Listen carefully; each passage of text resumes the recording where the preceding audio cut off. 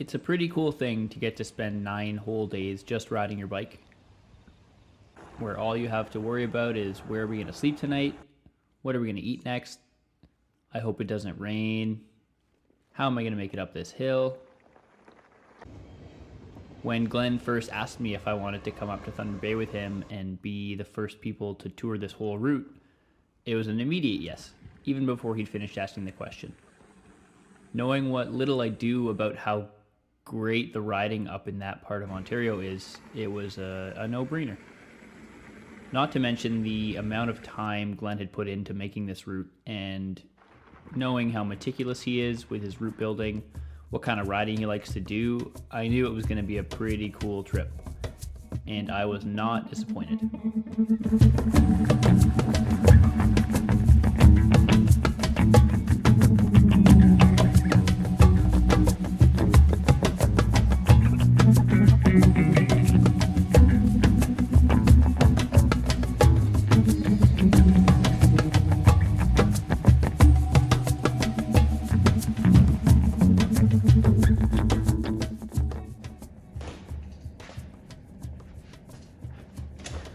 Morning, Glenny.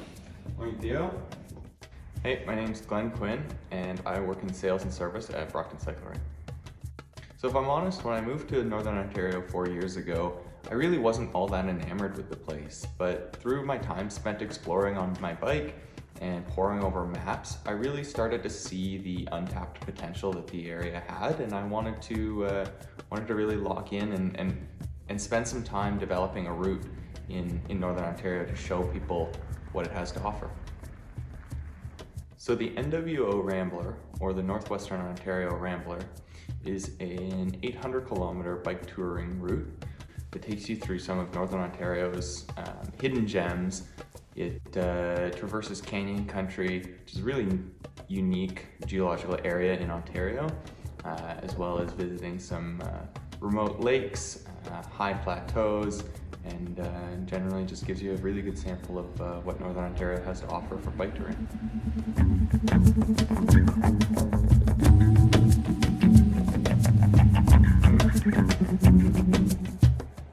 We took 2 days to drive from Toronto to Thunder Bay, and then spent a little bit of time up there getting situated, packing up all of our food and gear.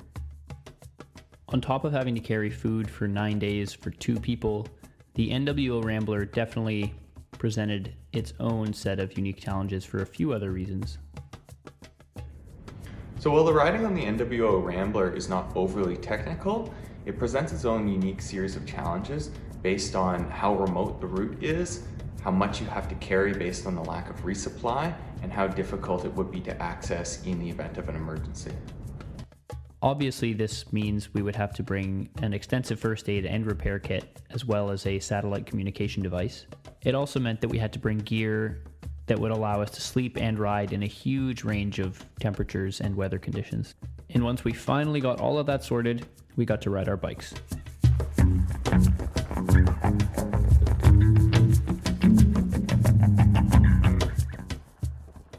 So one of my favorite sections on this route is the old Grand Trunk Pacific railbed and the Flett tunnel that lies on it. As you're riding up this old railbed, you round a corner and there's this massive cavernous train tunnel that you're able to ride your bike all the way through.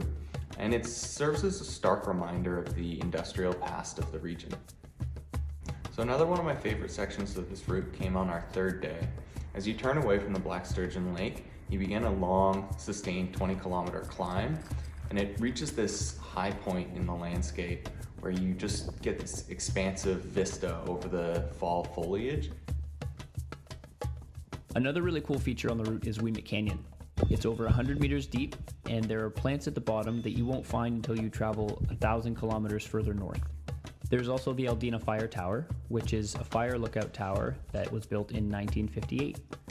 It's no longer in use, but you can climb up and get a pretty great view from the top. The old Outward Bound base was another really cool spot that we ran into at the end of our 2nd day. It's been out of commission since 2004, but all the buildings are still standing and most of them are in pretty good shape. We spent about an hour exploring all of them, poking through old drawers and cupboards, seeing what was in there. Oh, hey, Glenn! Washer, dryer, shower. Whoa.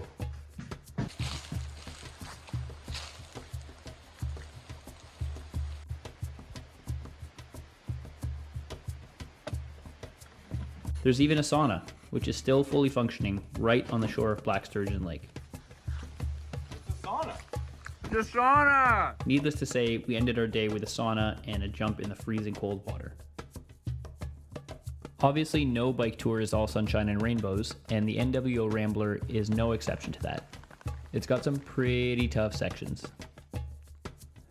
Not least of which is a 6-kilometer section in which you're either bushwhacking, wading through a bog, crossing beaver dams, or if you're feeling ambitious, crawling along in your granny gear. I know it looks like we're just blindly bashing through marshland here, but there is actually a trail. It's just that up there, beavers can work a lot more quickly than people can. So if they want to take over a section of it, they're going to.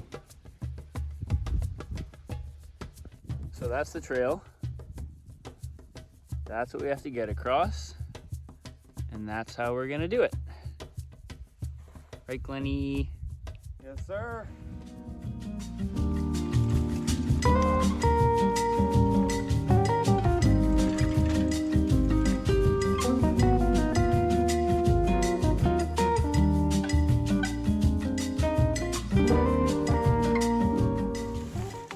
Thank you, beavers. Cheers. There's also a couple of nasty hike-a-bikes, the worst of which is up to the Aldena fire tower.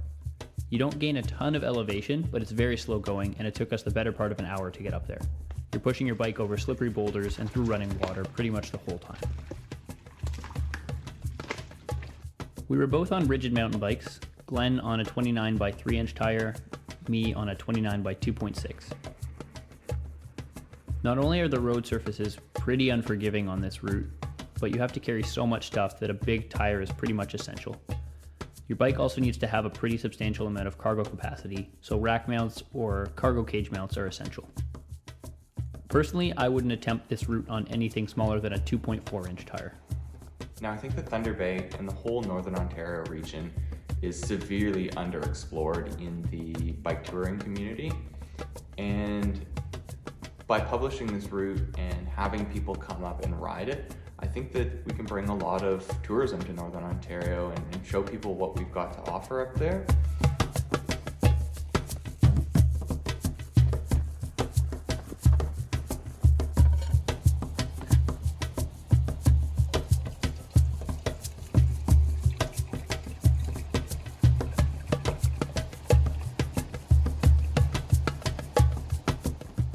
I'd like to thank Dan and the whole Brockton Cyclery team for making it possible for Theo and I to go out and explore this route, as well as our friends Peter and Keegan up in Thunder Bay for providing amazing local logistical support for us while we were out there, and just the Northern Ontario bush for existing.